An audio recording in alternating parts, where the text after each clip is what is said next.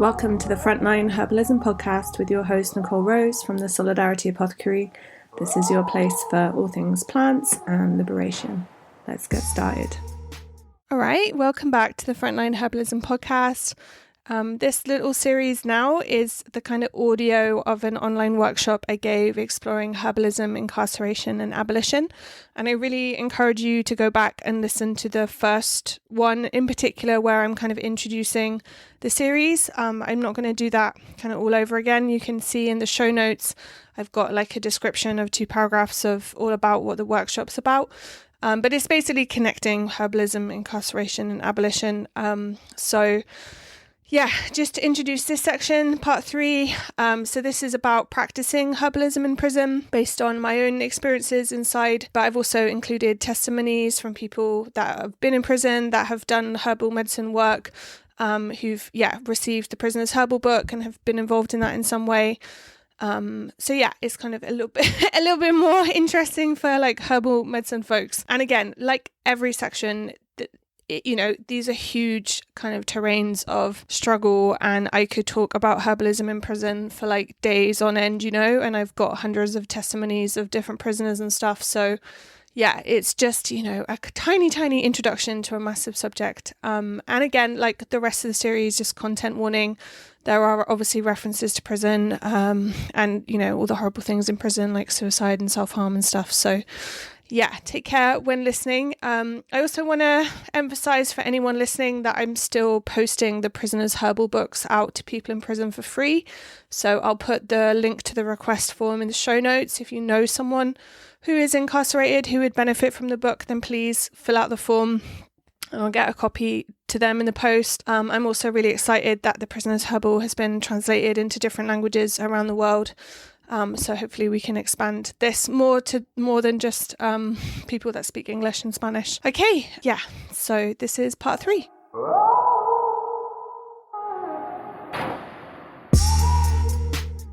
All right, now we're going to look at practicing herbalism in prison. Finally get onto some plant stuff. So I just want to be really clear that I don't believe the solution is kind of herbalism in prison. Like the solution is no more prisons. Like I really advocate for prisoners to learn herbalism, to feel inspired and to receive a copy of the Prisoner's Herbal book. But I don't think planting gardens in prison is going to make people's lives better, right? Like what we need is for this system to just be destroyed and, to have systems of care and community care and everything else that we're going to talk about in the abolition section. But I just wanted to kind of name that because I think sometimes people can be inspired thinking about gardening projects within prisons themselves. And I think there are beautiful examples of that. But I just want to say that I'm talking about this stuff not because I think that's the answer and that's what we should all be focusing on. Okay, so herbalism in prison, my experiences. So I got a job in the prison gardens, and I put gardens in kind of quote marks because they weren't really gardens. They're each house block had a little courtyard of a little kind of concrete courtyard, and there was a triangle of grass in the middle, and sometimes they had beds with border with some kind of perennial cabbages and weeds and things in, but generally it was just this kind of little triangle of grass, and there was other gardens there were roses in the main kind of front facing garden of the prison where visitors and stuff would walk through, and there was also a mother and baby unit where we built a herb garden and a vegetable patch and stuff. So it's there was some opportunities for learning about kind of horticulture and stuff, but generally it was this kind of rote weeding, quote unquote, where I wouldn't really weed. I would harvest herbs and I would leave roots growing in there sneakily without the garden officer looking at me doing it, because I wanted to come back to these amazing plants. So I mostly learned herbalism from older women on the kind of gardens team, and also women from traveller backgrounds who, know loads about kind of hedgerow medicine and different weeds and things and plant lore. So I just want to say that they were really impactful in my journey. It was just constant experimentation, right? So I would literally have to smuggle weeds from my garden shift in my bra to take them back to my cell. We were searched at the end of every day or every shift. And often when we got onto the wing we might be searched. So it was always kind of like sneaky. And, you know, people kind of knew that I was like the plant person, you know, like my room was always full of plants in terms of like things I'd harvested, and I'd be drying roots on the prison radiator. And unfortunately my cell got spun quite a lot because I think they knew that I was probably like the only drug-free person in the prison, because I'm like sort of straight edge. So yeah, I think that was maybe why my cell got spun quite so much for their statistics. But yeah, when I could, I would have plants and roots and leaves drying on the prison radiators. I would sleep with dandelion root under my pillow. So I talk in the Prisoner's Herbal book, it's not just about making medicine, it's really about connecting with plants and building that deep relationship with plants and having that sense of comfort. Like, there's nothing better than, well, sorry, it's like absolute wrong phrasing, but like when something is happening, you know, you can hear some horrific violence like the other side of the cell door and you can't do anything about it, knowing that you can grab that root and you can hold it, you know, and you can feel safe and protected because you've got that plant. Like, that's the kind of herbal practice I meant in prison, right? Excuse me. You know, I also experimented with kind of canteen remedies. So Helen, this older woman who was like a lifer in prison, she used to have pepper tea. Like, she was from Scotland and she was like, oh, have some pepper tea, Nicole. And whenever we had a cold, sorry, I just offended everyone from Scotland with that terrible accent. But yeah, like she'd put like pepper, that, you know, just like normal salt and pepper sachets, but put pepper in hot water when we're in the gardens, and it kind of kept her warm, right? It's like circulatory stimulant. So yeah, there was lots of kind of like creative uses of, you know, can I make salt water for a gargle, for my sore throat, for my toothache? You know, can I make salt water so that I can wash my wound in something a bit cleaner than this gross prison water? And yeah, I also got some funding from this group called the Vegan Organic Network to do 2 herbal medicine courses. Like that it's like this project called the School of Natural Health Sciences. I kind of wouldn't recommend them really, but yeah, they were kind of great while I was in prison. And I also did like a certificate in horticulture and permaculture, and that was like a 700-hour course and was just absolutely amazing. Like, I didn't get much physical practice at that time, but the theory and stuff and learning about plants and things was like really fantastic. You know, the prison didn't enable that. That was all like privately organized things. But yeah, so I kind of brought together these experiences in this Prisoner's Herbal book. Because yeah, my best friend, like I mentioned, Sam, was, you know, experiencing cancer, having infections, struggling to take care of herself, and I just felt so hopeless, like not being able to get things into her, like all medicines I'd been making on the outside. So I really wanted to write something where prisoners could, you know, do as much as possible for themselves, like on the inside. So I kind of wrote this book, bringing together my experiences. It talks about medicine making in like a prison environment, you know, because you are very limited, right? Like, you're not going to be making like tinctures and infused oils and suppositories. Like, you're just literally like, you know, what are 500 things you can do with like dandelion root tea, right? So yeah, it was all about being as creative as possible with things like, you know, like foot baths or teas or cold infusions, or leaving things to infuse overnight so they were stronger.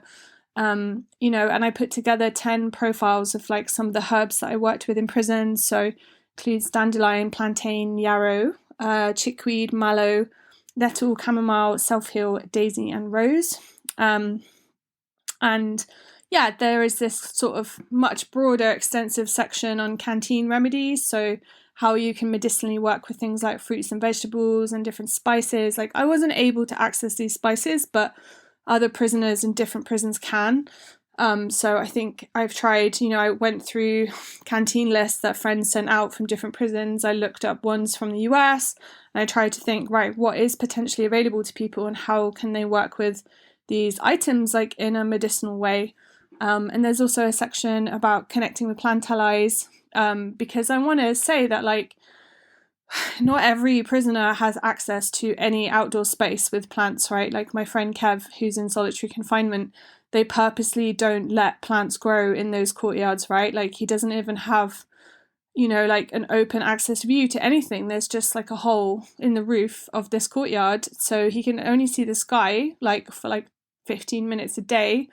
But he doesn't have garden beds, for example. He actually wrote a joke review of the Prisoner's Herbal, being like, "We're being tortured enough in prison, and then you torture me with this book." And yeah, I never published it, obviously, but it was very funny. And he was like, "Yeah, Nicole, I read the whole thing, and appreciated it." But so I talk about connecting with plant allies, in terms of more spiritually and emotionally connecting with a plant, whether that's drawing a plant or just studying it, or working with it magically somehow, or in a religious way, different forms of practice that don't necessarily mean medicine making.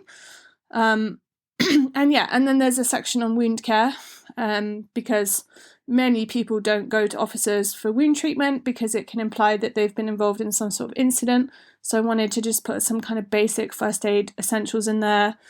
And also, some creative strategies for wound healing with different herbal teas and things. Okay, so I wanted to share a video, testimonial from a prisoner. I find it so interesting, the plants and how they can help you if you're sick. Going out and looking for them, just something as little as that, just going out looking for them. And the joy I had, that's what I'll call it. It was just immense, actually finding the chamomile, drying it out, using it, how it made me feel. And yeah, it's very transformative, in my opinion. Okay, so a little bit about the Prisoner's Herbal distribution. So around 3,000 books have been distributed, mostly in the UK and the US, but also some other countries. And we've kind of got it to prisoners by advertising about it in newspapers that are targeted at prisoners, and newsletters via existing projects. And friends and family also kind of request the book via my website. So I'll respond to them directly and get a book in the post. And we also sort of donate copies in bulk to existing prisoner book projects who, are amazing, super important infrastructure for getting books into people inside. There are 2 translated versions in kind of Spanish. So one is distributed in Spain, and the other one has been distributed in Mexico, which I'll talk about in a second. And the Italian version is very nearly finished. The German version is very nearly finished, and people are also working on a French version. So yeah, I'm incredibly excited about all of these translation projects. So the version in Mexico, anyone who speaks Spanish is going to laugh at me in my translation. La Herbalaria de los Presos. Super grateful to Heather, who's been getting the book to people in prisons across Mexico. And yeah, the book's been super well received. Even though it's kind of written in this English context, people have really found it inspiring in terms of connecting to plants of their own lineages. And they're working on a second edition where they're going to have contributions from prisoners in Mexico and Chile, with their own experiences in relationship to plant medicine. So that's, really exciting as an offering. Okay, so again, if this was a participatory workshop and I was with you all right now, I was going to ask people how might herbalism be liberating for prisoners? So just kind of pause me and then come back to it. So some of my thoughts about why herbalism is liberating for prisoners. I think it's really about sense of connection and relationship, the same as us, right? Strength from the natural world and from aliveness. It's really inspiring and, joy creating. There is this practical element too, right? Of overcoming powerlessness and building health autonomy. In the pandemic, my friend Sven, who's in prison, did this, they were obviously all getting really sick, and they read the Prisoner's Herbal, and then they kind of collectively combined their spices, and the people who were kind of locked in and isolated because of COVID, they would make them strong infusions with turmeric and stuff in soya milk in their kettles, because people heat things up and cook in their kettles in prison. And then leave them outside their door for the people who were sick. And that just, it just warmed my heart so much to know that the book was being useful like that. And, I've got hundreds of examples of things like that from people from prison who've written to us. So herbalism can really support us to be in this sort of safe and social state, this parasympathetic nervous system state, this rest and digest. Like I've said, like prison creates this unrelenting state of hypervigilance and hyperarousal, which is ultimately a survival tactic. But I think herbalism can help you escape even for a second, you know, in terms of making you feel a bit safer and more connected. It's obviously also like a passion for many of us and a great hobby. It's like a source of stimulation and learning. And yeah, just this like spiritual support, you know, from this plant ally work, this kind of anti-colonial legacy of herbalism, you know, ancestral connections, you know, vast amounts of people in prison in the UK, for example, are inside because of importation of drugs, for example. You know, I had a partner inside who was from the Caribbean, from St. Lucia, and, you know, for her, like having access to different spices and things really took her back to her home, you know. So yeah, like I think herbalism can be very sort of subversive in terms of helping us connect with our roots, right? Okay, testimonials. So I probably don't have time to read through all of these, but I'm going to encourage you to look on the website. I've got absolutely loads of testimonials from people in prison. So yeah, I think because of time, I'm not going to read them, but you'll have a copy of the slides so you can pause this and look at them. This is one from someone called Stuart, and I just love how at the end he writes like, herbs keep me alive in prison and give me light and greenery. Or Russell, you know, like he writes about how it connected him to plants and weeds in a way that he never expected. Yeah, and then also people have left testimonials who are working with prisoners. So this project, the Insight Garden program, I've put a picture of them here. They've written that, you know, it's like a really amazing resource for them in their prison in California, not their prison, but the prison where they work, where each week they sort of discuss a different plant from the book. And yeah, like another person has used the Prisoner's Herbal as a kind of tool for their newsletter that's getting to people in prison. And yeah, like I said, I've got so many letters from prisoners that I haven't even typed up that are, you know, talking about the impact of the book. Okay, that's it for this section. Thanks so much for listening to the Frontline Herbalism podcast. You can find the transcript, the links, all the resources from the show at solidarityapothecary.org/podcast.